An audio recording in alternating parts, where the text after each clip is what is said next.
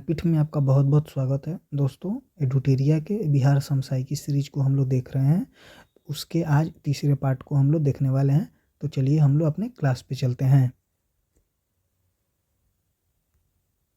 तो हम लोग पहले क्वेश्चन पे आते हैं। शिशुनाग ने किसे पराजित कर शिशुनाग वंश की स्थापना किया था। तो ये आपको पता है कि मौर्यों के अंतिम शासक नाग दशक को हरा के शिशुनाग ने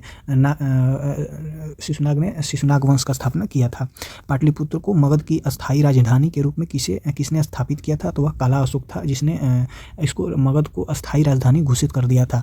बाणभट्ट द्वारा हर्षचरित के अनुसार काला अशोक की हत्या चाकू मारकर किसके द्वारा किया गया। तो यह बाणभट्ट के जो हर्षचरित है उसके अनुसार महापद्म नंद ने आपको बाणभट्ट की हत्या किया था। अजातशत्रु ने किस राज्य के साथ युद्ध में प्रथम बार महाशिलाकंटक तथा रथमुसल, इसको शिलाकंटक को महाशिलाकंटक कहते हैं, तथा रथमुसल जैसे नवीन शस्त्रों का प्रयोग किया था। तो वह वजीर संघ को हराने के लिए, और यहाँ पे आपको इसके विरुद्ध ही आपको एक जासूसी जासूस जो होता है गुप्तचर विभाग, उसका भी इसने शुरुआत किया था। तो ये भी आप याद रखेंगे। निम्न में से कौन सा महाजनपद गणतंत्र था। तो वजीझा जो 8 गणतंत्रों से मिलकर बना था।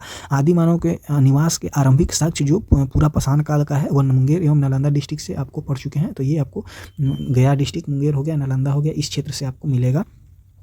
बिहार सहित पूर्वी भारत में आर्यों का आगमन हुआ था। तो यह कब होता है। तो बिहार में जो 1000 से 800 ईसा पूर्व में जो बिहार में आर्यों का आगमन होता है, तो वह उत्तर वैदिक काल था उस समय। तो डेट अगर याद है तो आपको काल भी याद रहेगा। नेक्स्ट क्वेश्चन है, बिहार में प्रांतीय किसान सभा की स्थापना किसके द्वारा किया जाता है। तो प्रांतीय किसान सभा की स्थापना 1929 में आपको स्वामी सहजानंद सरस्वती के द्वारा किया जाता है। तो ये भी आप याद रखेंगे, स्वामी सहजानंद सरस्वती। उसके बाद ईरानी यात्री अब्दुल लतीफ़ किस मुगल शासक के शासनकाल में बिहार आया था। तो आपको पता है कि अब्दुल लतीफ़ जो है वह अकबर के शासनकाल में बिहार का भी भ्रमण करता है।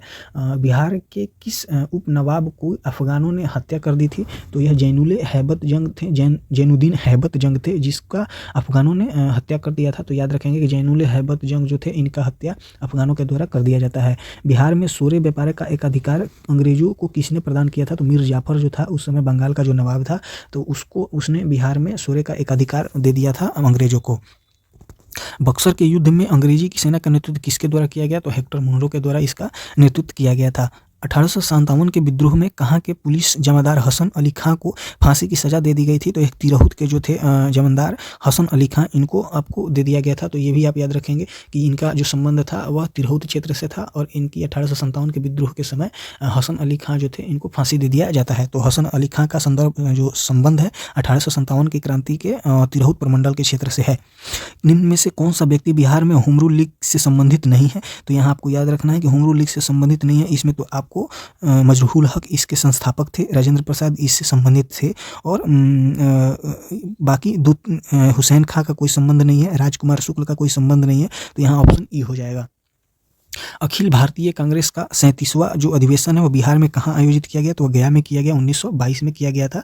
तो ये भी आप याद रखेंगे। बिहार में राजनीतिक पीड़ित दिवस बहुत इंपॉर्टेंट क्वेश्चन है। 10 अगस्त 1929 को राजनीतिक पीड़ित दिवस मनाया गया था। तो याद रखेंगे कि बिहार में जो राजनीतिक पीड़ित दिवस मनाया गया वह 10 अगस्त 1929 को मनाया गया था। 1934 में पटना में स्थापित बिहार सोशलिस्ट पार्टी के सचिव कौन थे। तो इसके अध्यक्ष जो थे वह सोशलिस्ट पार्टी के अध्यक्ष आचार्य नरेंद्र देव थे, तथा इसके जो सचिव थे वह जयप्रकाश नारायण थे। मुंगेर में सविनय अवज्ञा आंदोलन का नेतृत्व किसने किया था। तो यह मुंगेर से सविनय अवज्ञा आंदोलन का नेतृत्व श्री कृष्ण सिंह के द्वारा किया गया था। बिहार प्रदेश कांग्रेस कमेटी के प्रथम अध्यक्ष कौन थे। तो बिहार प्रदेश कांग्रेस कमेटी के प्रथम अध्यक्ष आपको हसन इमाम थे। याद रखेंगे कि बिहार प्रदेश कांग्रेस कमेटी के प्रथम अध्यक्ष हसन इमाम थे। बिहार में स्वराज दल का गठन किसकी अध्यक्षता में हुआ था। तो आपको पता है कि बिहार में स्वराज दल नारायण प्रसाद के द्वारा 1923 में किया जाता है। पटना में स्थापित अनुशीलन समिति की शाखा के संचालन का दायित्व किसको सौंपा गया था। तो यह आपको 1913 में सचिंद्रनाथ सन्याल के द्वारा आपको इसका अनुशीलन समिति का पटना में इस जो ब्रांच था उसका जो स्थापना किया जाता है वह सचिंद्रनाथ सन्याल के द्वारा। वहाबी आंदोलन का मुख्य केंद्र कहाँ था। तो पटना था। वहाबी आंदोलन पटना से ही इसका संचालन किया जा रहा था। बिहार हेराल्ड के संपादक कौन थे। तो बिहार हेराल्ड के आपको गुरु प्रसाद सेन। बिहार हेराल्ड जो 1875 में प्रथम अंग्रेजी साप्ताहिक दैनिक समाचार पत्र था। बिहार में क्रांतिकारी नेता खुदीराम बोस को फांसी कब दिया जाता है? तो बिहार 1908 में सैंडर्स की हत्या के प्रयास में इनको 11 अगस्त 1908 को आपको याद रखना है कि 11 अगस्त आपको 11 जो अगस्त है वह बिहार के लिए बहुत इंपॉर्टेंट डेट है। एक तो 11 अगस्त 1942 में और एक 11 अगस्त 1908 में। जो 11 अगस्त 1908 को खुदीराम बोस को फांसी दे दिया जाता है और 11 अगस्त 1942 को सचिवालय गोलीकांड होता है। किसकी अध्यक्षता में वर्ष 1937 में छात्रों के राजनीति में रुचि लेने के लिए अखिल भारतीय छात्र दिवस मनाया जाता है? तो अखिल भारतीय छात्र दिवस रामवृक्ष बेनीपुरी के द्वारा 1937 में मनाया जाता है। यहाँ ध्यान रखेंगे कि अखिल भारतीय छात्र संघ की स्थापना सर राजेंद्र प्रसाद के द्वारा किया जाता है, लेकिन अखिल भारतीय छात्र संघ की जो छात्र दिवस के रूप में जो राजनीति में जो छात्र रुचि ले रहे थे उनके लिए छात्र दिवस मनाया गया, तो रामवृक्ष बेनीपुरी के द्वारा इसका मनाया जाता है। 11 अगस्त 1942 को पटना में हुए सचिवालय गोलीकांड में निम्न से किस व्यक्ति का जो निधन था वह नहीं हुआ था? तो आपको पता है कि इसमें उमाकांत प्रसाद सिन्हा का मृत्यु हुआ था, रामानंद सिंह का मृत्यु हुआ था, लेकिन लक्ष्मण दास और वासुदेव नारायण सिंह इन दोनों का कोई संबंध सचिवालय गोलीकांड से नहीं है, तो इसलिए इसका आंसर आपको ई हो जाएगा। 2011 के जनगणना के अनुसार बिहार के किस जिले में लिंगानुपात सर्वाधिक है? तो सर्वाधिक लिंगानुपात आपको गोपालगंज में और न्यूनतम लिंगानुपात आपको मुंगेर में देखने को मिलेगा। जनसंख्या घनत्व की दृष्टि से भारतीय राज्यों तथा केंद्र शासित प्रदेशों में बिहार का स्थान कौन सा है? तो जनसंख्या घनत्व में आपको जो है बिहार का स्थान और अगर केंद्र शासित प्रदेश मिला देते हैं तब छठा स्थान इसका हो जाएगा। ऐसे आपको बिहार की जनसंख्या घनत्व 1106 है, जो राज्यों में अगर पूछे तो यह प्रथम स्थान रखता है। निम्न में से कौन बिहार के प्रथम राज्यपाल थे? तो आपको पता ही होगा जयराम दास दौलतराम बिहार के प्रथम राज्यपाल थे। प्रसिद्ध सीताकुंड का संबंध आपको पता है, सीताकुंड, रामेश्वर कुंड, लक्ष्मण कुंड, ऋषि कुंड, यह आपको मुंगेर डिस्ट्रिक्ट में पड़ता है। बिहार के किस जिले में तराई मिट्टी की सर्वाधिक बहुलता पाई जाती है? तो आपको पश्चिमी चंपारण में तराई मिट्टी की सर्वाधिक, क्योंकि गंडक नदी और गंडक और बूढ़ी गंडक दोनों आपको पश्चिमी चंपारण में ही बहती है। किस लोक नृत्य का संबंध बिहार में नहीं है? तो लोक नृत्य आपको पता है कि झिझिया बिहार से है, जो गिरा होली के समय गाया जाता है, और नचारी भी बिहार से ही संबंधित है। इसमें सतरिया जो असम का नृत्य है, इससे बिहार का कोई संबंध नहीं है। रामधारी सिंह दिनकर का संबंध किस जिले से है? तो आपको पता है कि रामधारी सिंह दिनकर का बेगूसराय में जन्म होता है, तो याद रखेंगे कि रामधारी सिंह दिनकर का जो संबंध है वह बेगूसराय डिस्ट्रिक्ट से है। मुख्यमंत्री कन्या विवाह योजना के अंतर्गत बिहार में लड़की के परिवार वाले को शादी के समय कितनी राशि सहायता के रूप में दी जाती है? तो यह 5,000 रुपये आपको बिहार सरकार के द्वारा शादी के समय दी जाती है। और याद रखेंगे कि मुख्यमंत्री कन्या उत्थान योजना के तहत बिहार के लड़कियों को शादी के समय 5,000 रुपये आपको दिया जाता है। बिहार में जिला पार्षद की संख्या कितनी है? तो आपको पता है कि जितना जिला होंगे उतने जिला पार्षद होंगे, तो 38 जिले बिहार में पाए जाते हैं। पटना नगर निगम की स्थापना किस वर्ष की गई? तो आपको पता है कि 1952 में जब पहली चुनाव होती है, उसी समय पटना में नगर निगम की स्थापना भी होती है। संविधान के किस अनुच्छेद के तहत महाधिवक्ता को विधानसभा में बोलने तथा कार्यवाही में भाग लेने का अधिकार है, परंतु मत देने का अधिकार नहीं है? तो यह आपको अनुच्छेद 177 में है, और आपको पता है कि 165 में महाधिवक्ता का वर्णन किया भी गया है। बिहार राज्य में राज्य विधानमंडल के अंग कौन होते हैं? तो आपको पता है कि राज्यपाल होते हैं, विधानसभा होता है, विधान परिषद होता है, तो ये तीनों विधानमंडल के अंग होते हैं, तो इसका ऑप्शन हो जाएगा आपको ए। राज्य उच्च न्यायालय के अंतर्गत अभिलेख न्यायालय का उल्लेख किया गया है, तो ये बिहार जो राज्य उच्च न्यायालय होते हैं, मतलब हाईकोर्ट होते हैं, वह एक अभिलेख न्यायालय है। इसका वर्णन अनुच्छेद 215 में आपको मिलता है। तो राज्य जो उच्च न्यायालय है वह एक अभिलेख न्यायालय है, इसका वर्णन अनुच्छेद 215 में मिलता है। बिहार विधानसभा में सीटों की संख्या कितनी है? तो आपको पता है बिहार विधानसभा में सीटों की संख्या 75 है।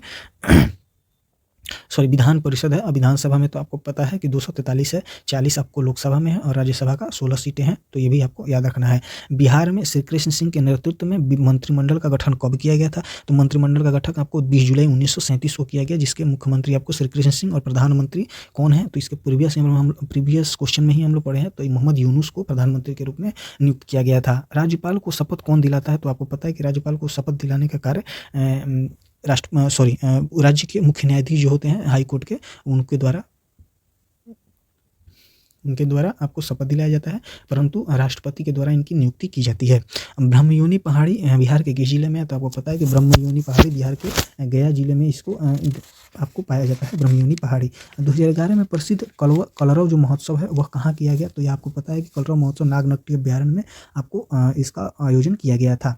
प्रसिद्ध राजगीर रोपवे का निर्माण किस देश के सहयोग से किया गया है? तो राजगीर जो रोपवे है वह जापान के साथ आपको किया गया है। तो आपको याद रखना है कि बौद्ध भी जापान में रहते हैं, और उनके द्वारा ही राजगीर में रोपवे का निर्माण भी कराया गया है। प्रसिद्ध तीर्थ स्थल थावे के जिले में है, तो आपको पता है कि गोपालगंज में थावे पड़ता है। बिहार में सबसे लंबा राष्ट्रीय राजमार्ग कौन सा है? तो सबसे लंबा जो राष्ट्रीय राजमार्ग है वो NH-31 है। इसको याद रखेंगे कि NH-31 जो है वो बिहार में सबसे लंबी राष्ट्रीय राजमार्ग है। बिहार में सर्वप्रथम रेल परिवहन की शुरुआत कब की गई? तो 1860-62 में, जो भारत में 1854 के आसपास कर दी जाती है, तो बिहार में यह 1860-62 में इसका जो शुरुआत होता है।